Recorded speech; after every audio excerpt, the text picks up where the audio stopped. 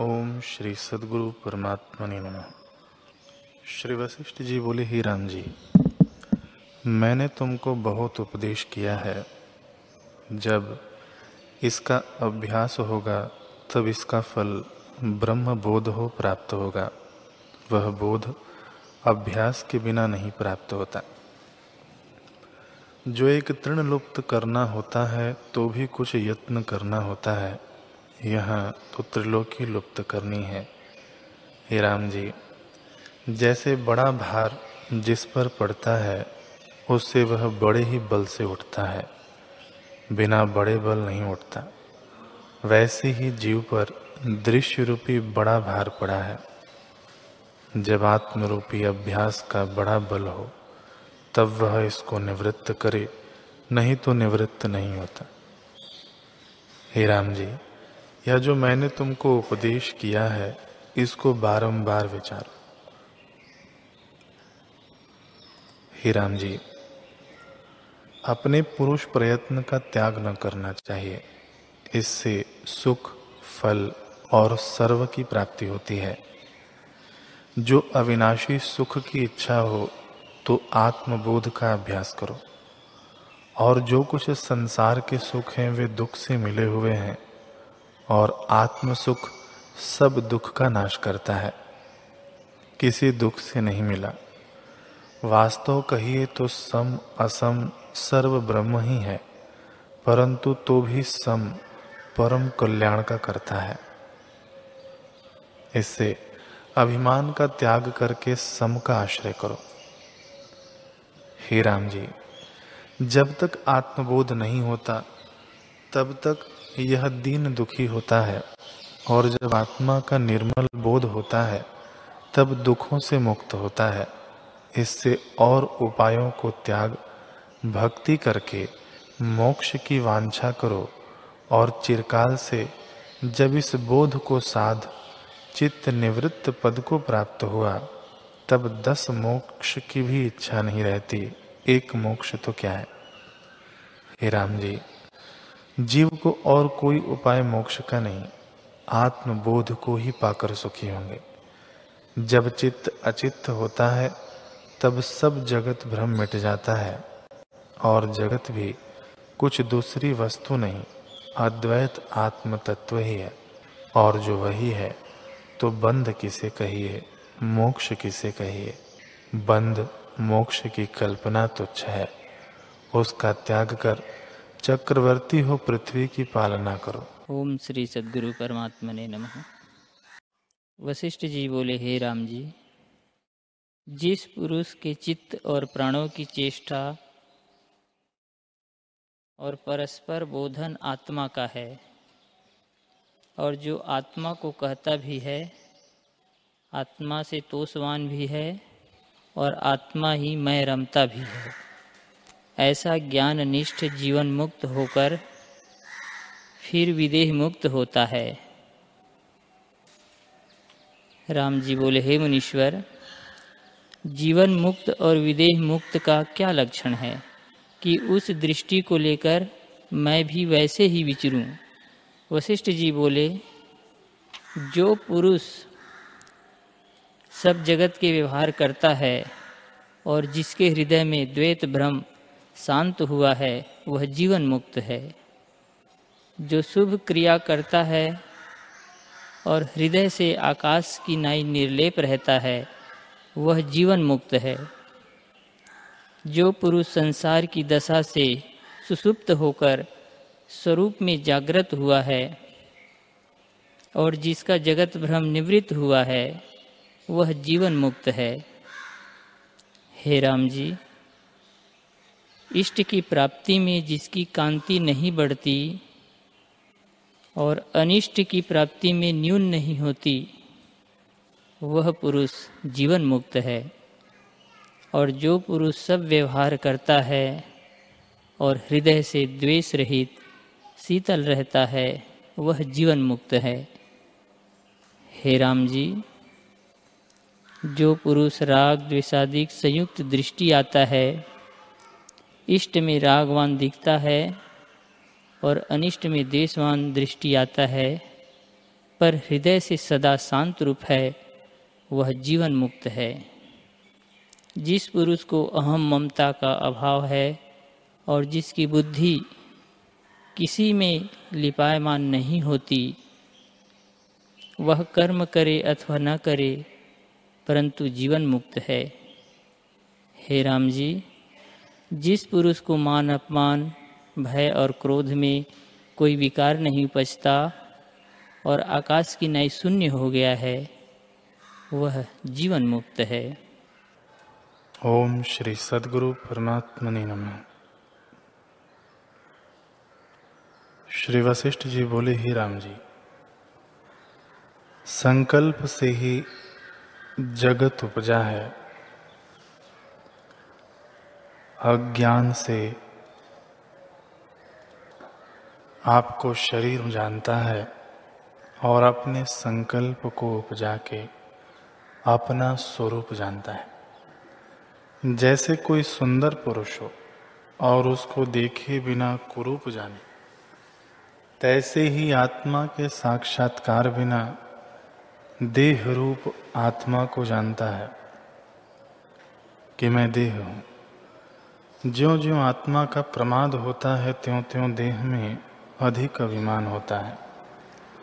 जैसे ज्यों ज्यों मद्यपान करता है, त्यों त्यों उन्मत्त होता है। हे राम जी, यह नाना प्रकार का दृश्य ज्ञान से भासता है। जैसे सूर्य की किरणों से मरुस्थल में जल भासता है, तैसे ही असम्यक ज्ञान से आत्मा में जगत भासता है। एक कलना के फूरने से मन, बुद्धि, चित्त, अहंकार, इंद्रियां और देह भासती है। एक फूरने की ही इतनी संज्ञा है। जैसे एक जल की अनेक संज्ञा होती है, तैसे ही एक फुरने की अनेक संज्ञा हुई है। जो चित्त है सो अहंकार है, जो अहंकार है वही मन है, और जो मन है वही बुद्धि है। इसमें कुछ भेद नहीं। जैसे बर्फ और शुक्लता और शीतलता में कुछ भेद नहीं, तैसे ही मन, बुद्धि आदि में कुछ भेद नहीं। एक के नाश हुए दोनों का नाश हो जाता है। इससे मन में जो कुछ कलना है उसका त्याग कर मोक्ष की इच्छा का भी त्याग करो और बंधन वृत्ति का भी त्याग करो। वैराग्य और विवेक का अभ्यास करके मन को निर्मल करो। जब मन निर्मल होगा तब मन का मनन भाव नष्ट हो जाएगा। हरि ओम।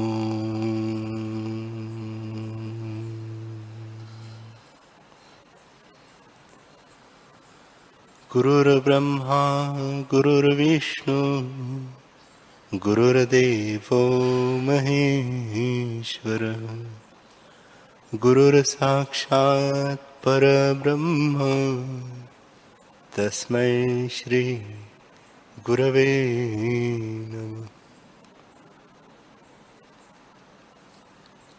श्री योग वशिष्ठ महारामायण निर्वाण प्रकरण सर्ग 148।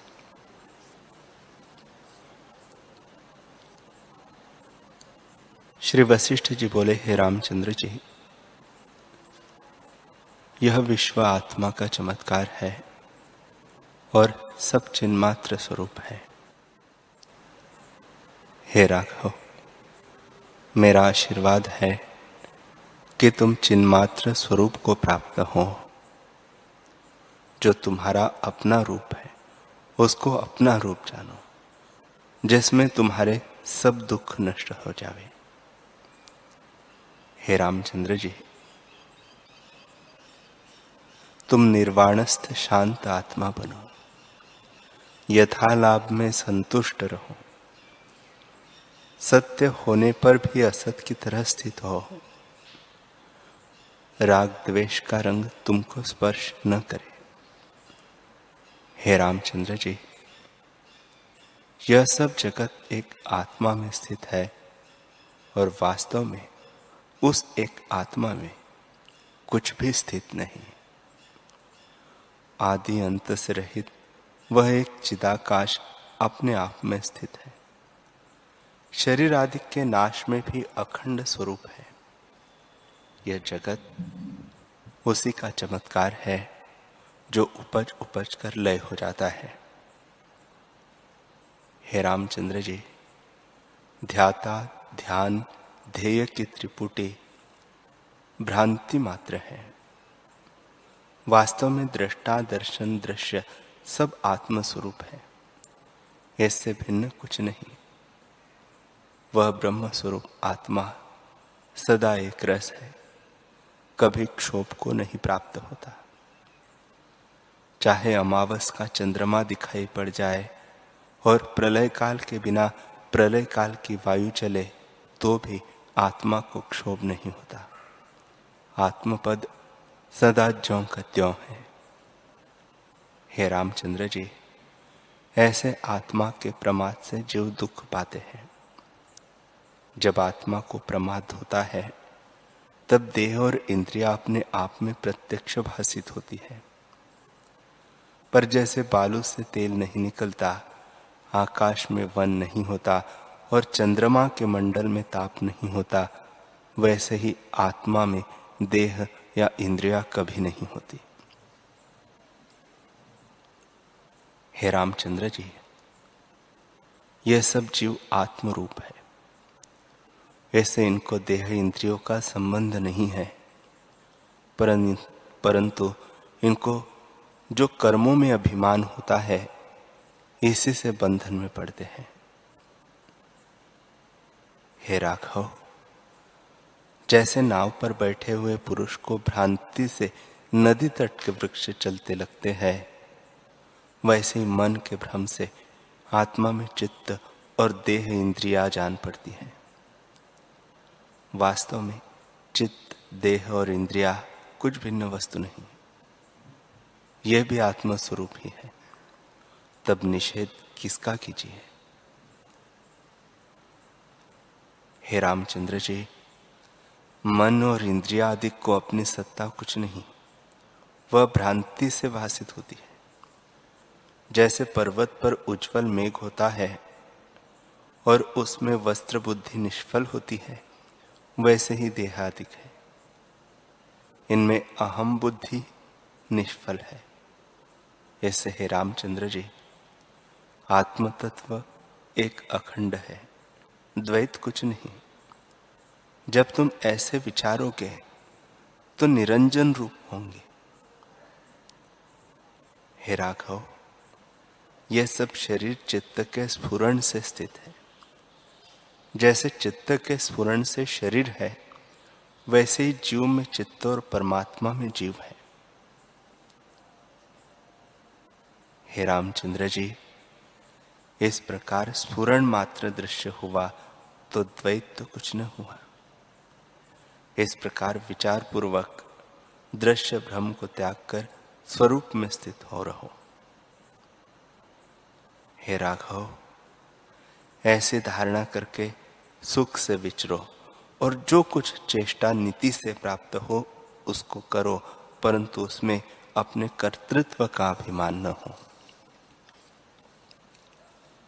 जब अपना अहम भाव दूर होगा, तब स्पंदन हो अथवा निस्पंदन हो, समाधि में स्थित हो अथवा राज्य करो, तुमको दोनों तुल्य ही हो जाएंगे। जब अपनी अभिलाषा दूर होती है, तब जैसी चेष्टा प्राप्त हो वैसा ही हो। यह फुरना भी फुरने के समान है, यह फुरना भी न फुरने के समान है, और एक अद्वैत सत्ता ही भान होती है। जैसे सम्यकदर्शी को तरंग और सोमजल एक भासित होता है, वैसे ही तुमको भी एक ही भासित होगा। चाहे जीवन मुक्त हो अथवा विदेह मुक्त हो, समाधिस्थ हो अथवा राज्य करो, तुमको दोनों तुल्य है। हे रघुकुल आकाश के चंद्रमा रामचंद्र जी, जीव को अपनी अभिलाषा ही बंधन में डालती है।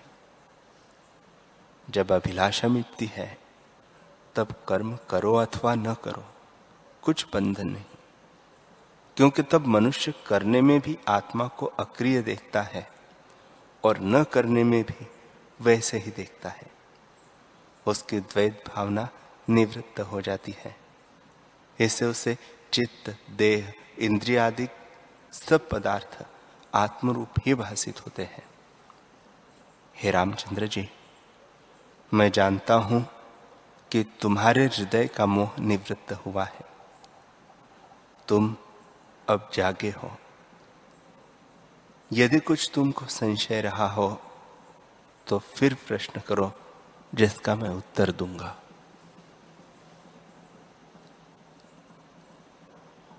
राम जी ने पूछा, हे भगवान,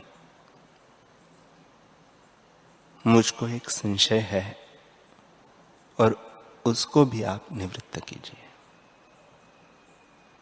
कोई कहते हैं कि बीज से अंकुर होता है और कोई कहते हैं कि अंकुर से बीज होता है।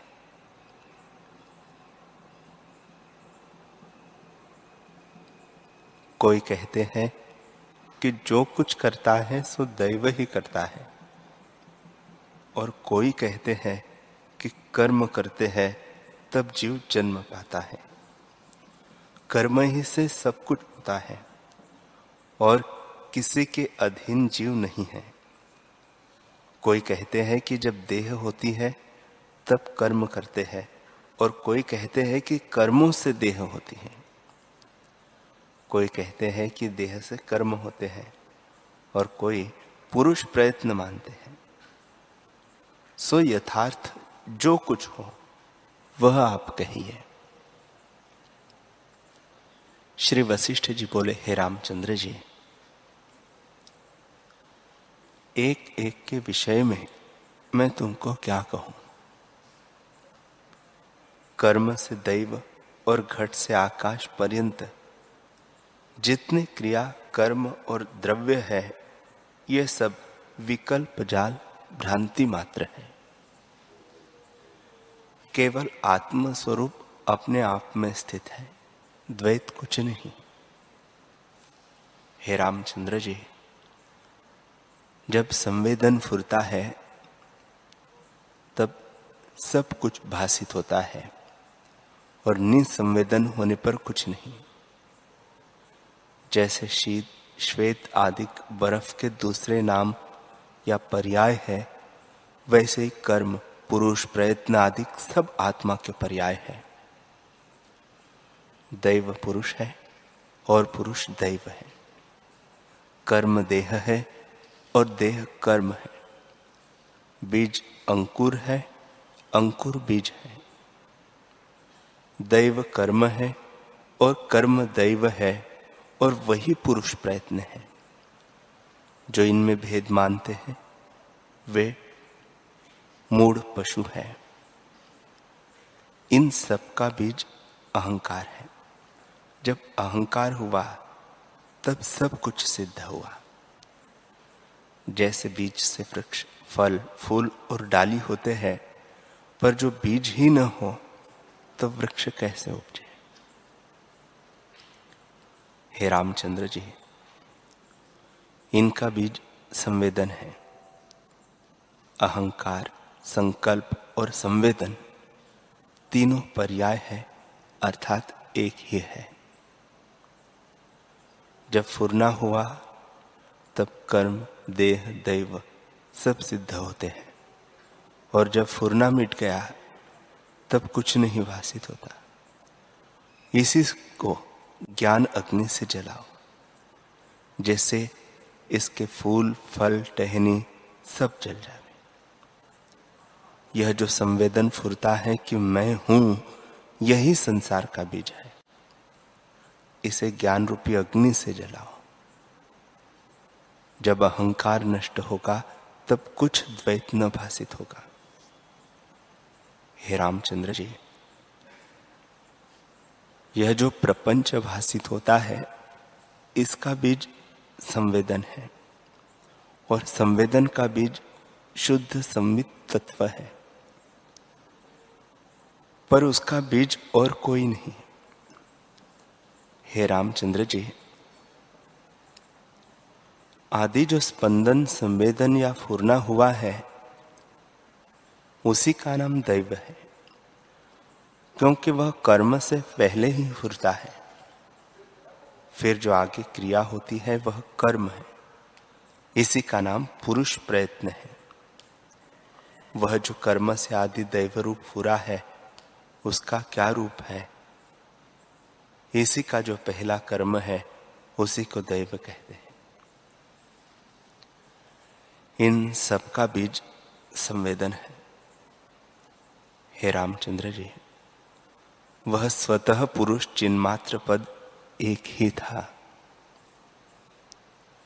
जब उससे विकार संयुक्त उत्पन्न हुआ, तब प्रपंच भासित होने लगा। फिर जब उत्थान का अभाव होगा, तब प्रपंच का भी अभाव हो जाएगा। हे रामचंद्र जी, जब जीव कुछ बनता है, तब सब आपदाएं उसको प्राप्त होती है। जैसे सुई वस्त्र में प्रवेश करती है, तो उसके पीछे तागा भी चला जाता है। जो सुई प्रवेश न करे, तो तागा कहां से जावे? वैसे ही जब अहंकार प्रवेश करता है, तब सब आपदाएं भी आती है। और जब अहंकार निवृत्त होता है, तब सब विश्व आनंद रूप और अपना रूप भासित होता है। ऐसे अहंकार का अभाव करो, क्योंकि विश्व भ्रांति से सिद्ध है और आगे कुछ हुआ नहीं, सब आत्मरूप है। हे रामचंद्र जी,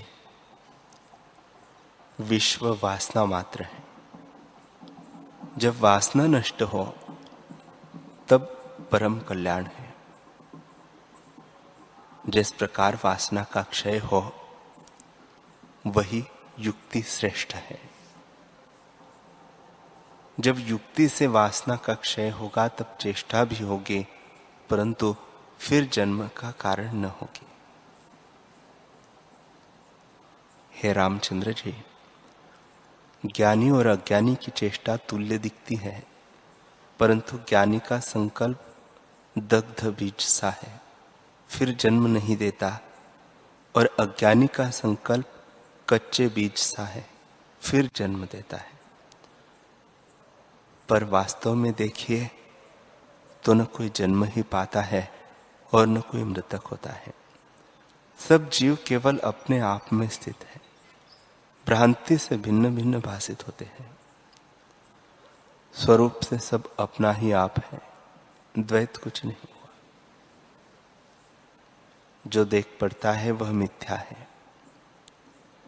जैसे केले के खंभे में सार कुछ नहीं होता, वैसे ही सब प्रपंच मिथ्या है, इसमें सार कुछ नहीं। ऐसे इसकी वासना त्याग कर अपने स्वरूप में स्थित हो। हे रामचंद्र जी, जिस प्रकार तुम्हारी वासना निर्मूल हो, उसी यत्न से निर्मूल करो, तब परम शिव पद ही शेष रहेगा। हे रामचंद्र जी, पुरुष प्रयत्न से जब निरअहंकार होंगे, तब वासना आप ही क्षय हो जाएगी। वासना क्षय का उपाय अपने पुरुष प्रयत्न के सिवा और कोई नहीं। ऐसे ही रामचंद्र जी, पुरुषार्थ करके इसी एक देव के परायण हो रहो, वही पुरुष कर्म देव आदि भासित होता है। हे रामचंद्र जी, इस प्रकार विचार पूर्वक सब ऐष्णाओं को त्याग कर स्वरूप में स्थित हो जाओ। श्री वशिष्ठ जी बोले, हे रामचंद्र जी, ज्ञानवान की बुद्धि निर्मल हो जाती है, उसके हृदय में शांति होती है, उसकी बुद्धि चैतन्य से पूर्ण होती है और दूसरा भान उठ जाता है। इससे तुम भी नित्य अंतर्मुख और वितराग निर्वासी हो रहो और चिन्मात्र निर्मल शांत रूप सर्व ब्रह्म की भावना करो। उस ब्रह्म पद को पाकर नीति के अनुसार अज्ञानी के समान चेष्टा करो। जो हर्ष का स्थान हो उसमें हर्ष करो और शोक के स्थान में शोक करो, पर हृदय में आकाश की तरह निर्लिप्त रहो। हे रामचंद्र जी, जब इष्ट की प्राप्ति हो तो उसका स्पर्श करो, परंतु हृदय में उसकी तृष्णा न हो। जब युद्ध प्राप्त हो तब शूरमा होकर युद्ध करो। जो दीन हो उस पर दया करो। जो राज्य प्राप्त हो तो उसको भोगो, और जो कोई कष्ट प्राप्त हो उसको भी भोगो। ये सब चेष्टाएं अज्ञानी की तरह करो, पर हृदय में समता रखो। आत्मा से भिन्न कुछ न फुरने दो और राग द्वेष से रहित सदा निर्मल रहो। जब तुम ऐसे निश्चय को धारण करोगे तब तुमको कुछ खेद न होगा। चाहे बड़ा दारुण दुख पड़े और इंद्र का वज्र ऊपर पड़े तो भी तुमको वह स्पर्श न करेगा। हे रामचंद्र जी, तुम्हारा रूप न शस्त्र से कटता है, न अग्नि से जलता है, न जल से गलता है, और न पवन से सूखता ही है।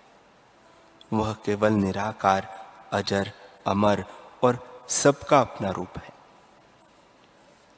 हे रामचंद्र जी, कष्ट तब होता है जब विलक्षण वस्तु होती है, और अग्नि तब जलती है जब काष्ठ आदि भिन्न वस्तु होती है।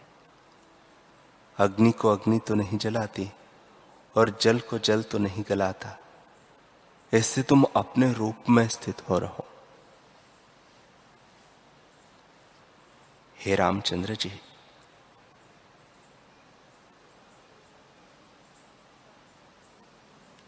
संवित रूप आलय घर सा स्थिर स्थान है,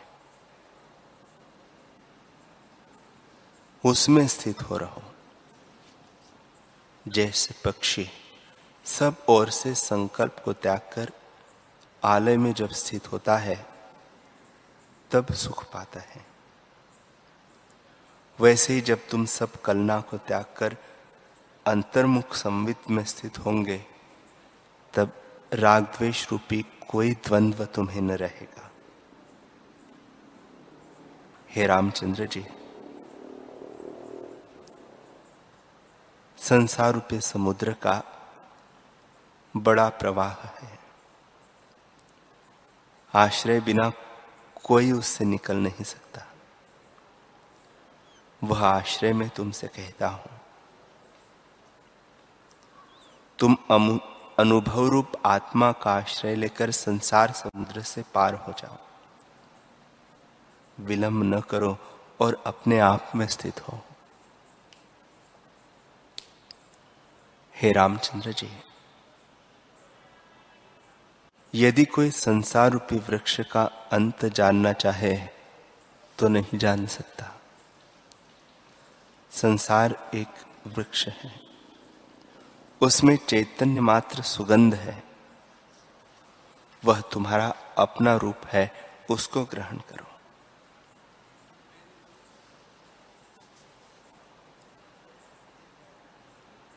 जो सबका अधिष्ठान है उसको जब ग्रहण किया तब सबको ग्रहण कर लिया।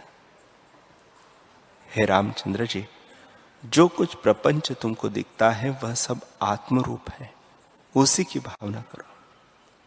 जागृत में सुषुप्त हो रहो और सुषुप्त में जागृत रहो। संसार की सत्ता जागृत है, उसकी ओर से सुषुप्त रहो, अर्थात वासना से रहित तुर्य पद में स्थित रहो, जहां गुणों का क्षोभ नहीं और निर्मल शांत रूप है, जहां एक और दो की कलना नहीं। राम जी ने पूछा, हे भगवान, जो ऐसे शांत रूप तुर्य पद में स्थित होना तुमने कहा, तो क्या तुम में यह भाव नहीं उठता कि मैं वशिष्ठ हूं?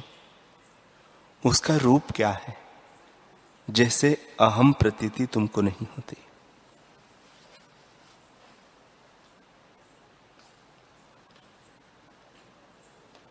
इतना कहकर वाल्मीकि जी बोले, हे भरद्वाज, जब इस प्रकार राम जी ने प्रश्न किया तब वशिष्ठ जी चुप हो गए और सब सभा संशय के समुद्र में मग्न हो गई। तब राम जी बोले, हे भगवान, चुप होना तुम्हारे योग्य नहीं है। तुम साक्षात विश्व गुरु और ब्रह्मवेत्ता हो। ऐसी कौन बात है जो तुमको न ज्ञात हो? क्या मुझको उसके जानने का अधिकारी नहीं देखते? जब ऐसे राम जी ने कहा तब वशिष्ठ जी एक घड़ी के उपरांत बोले, हे राम, असामर्थ्य से मैं चुप नहीं हुआ, परंतु जो तुम्हारे प्रश्न का उत्तर है वही दिया। तुम्हारे प्रश्न का उत्तर चुप्पी ही है। जो प्रश्न करने वाला अज्ञानी हो तो उसको अज्ञान लेकर उत्तर देते हैं, और जो ज्ञानवान हो तो उसको ज्ञान से उत्तर देते हैं। पहले तुम अज्ञानी थे, तब मैं सविकल्प उत्तर देता था। अब तुम ज्ञानवान हो, तुम्हारे प्रश्न का उत्तर मौन ही है। हे राघव, जो कुछ कहना है वह प्रतियोगी से मिला हुआ है। प्रतियोगी बिना शब्द के मैं कैसे कहूं? प्रतियोगी बिना शब्द के मैं कैसे कहूं? पहले तुम सविकल्प शब्द के अधिकारी थे और अब तुमको निर्विकल्प का उपदेश किया है। हे रामचंद्र जी, शब्द 4 प्रकार के हैं। एक सूक्ष्म अर्थ का, दूसरा परमार्थ का, तीसरा अल्प और चौथा दीर्घ। 3 कलंक इनमें रहते हैं। एक संशय, दूसरा प्रतियोगी और तीसरा भेद। जैसे सूर्य की किरणों में त्रसरेणु रहते हैं, वैसे ही शब्द में कलंक रहते हैं। पर जो पद मन और वाणी से अतीत है, उसको कलंकित शब्द कैसे ग्रहण करें?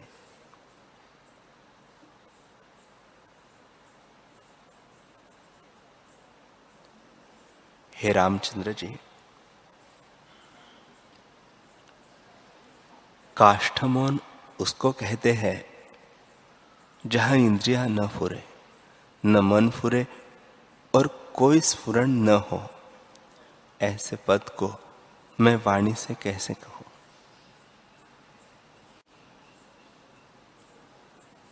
जो कुछ बोला जाता है वह सविकल्प होता है। तुम्हारे इस प्रश्न का उत्तर मौन ही है। राम जी ने पूछा, हे भगवान, तुम कहते हो कि बोलना सविकल्प और प्रतियोगी सहित होता है, तो जो कुछ ब्रह्म में दूषण है उसका निषेध करके कहो। मैं प्रतियोगी को न विचारूंगा। वशिष्ठ जी बोले, हे रामचंद्र जी, मैं चिदाकाश स्वरूप, चैत्य से रहित चिन्मात्र शांत रूप, सम और सर्व कलना से रहित केवल आत्म तत्व मात्र हो, और तुम और जगत भी चिदाकाश है। अहम त्वम कोई नहीं, क्योंकि दूसरी सत्ता कोई नहीं। सब अहम संवेदन से रहित शुद्ध चिदाकाश है। यदि सापेक्ष अहम अहम फुरता है और मोक्ष की भी इच्छा होती है तो सिद्धि नहीं होती, क्योंकि अपने को कुछ मानकर फुरती है। इसलिए एक अहंकार के कई अहंकार हो जाते हैं। यही अहम की फांसी गले में पड़ती है। जब अहंता से रहित हो तब आत्मपद को प्राप्त हो। हे रामचंद्र जी, जब शव की तरह हो जावे और कुछ अभिमान न उठे तब संसार समुद्र से पार हो।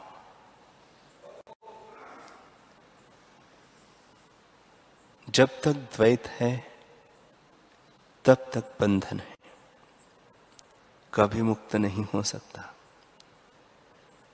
जैसे जन्म का अंधा चित्र की पुतली को नहीं देख सकता, वैसे ही अहंता से युक्त मुक्ति नहीं पाता।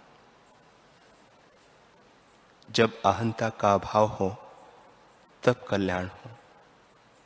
स्वरूप के ऊपर अहंता का ही आवरण है। हे रामचंद्र जी, जब जीव चेतन होकर उपजा तब उसको बंधन पड़ा, और जब जड़ संवेदन शून्य हो तब उसका कल्याण हो। जब चैतन्य मुखत्व होता है तब जीव होता है। मनुष्य का शरीर पाकर जब चैत्य से रहित शुद्ध चैतन्य प्रत्येक आत्मा में स्थित होता है तब मनुष्य जन्म सफल होता है। मनुष्य जन्म पाकर पाने योग्य पद पा सकता है। हे रामचंद्र जी, यदि मनुष्य जन्म को पाकर आत्म तत्व को न जानेगा तो और किस जन्म में जानेगा।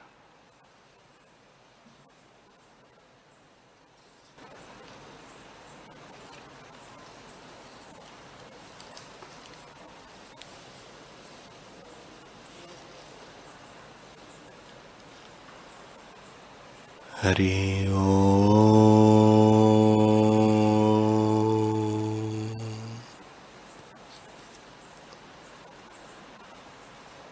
हरि ओम।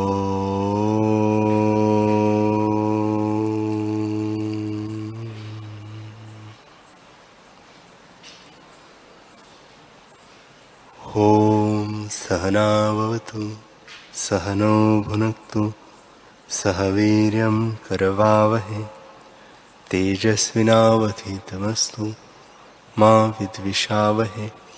ओम शांति शांति शांति।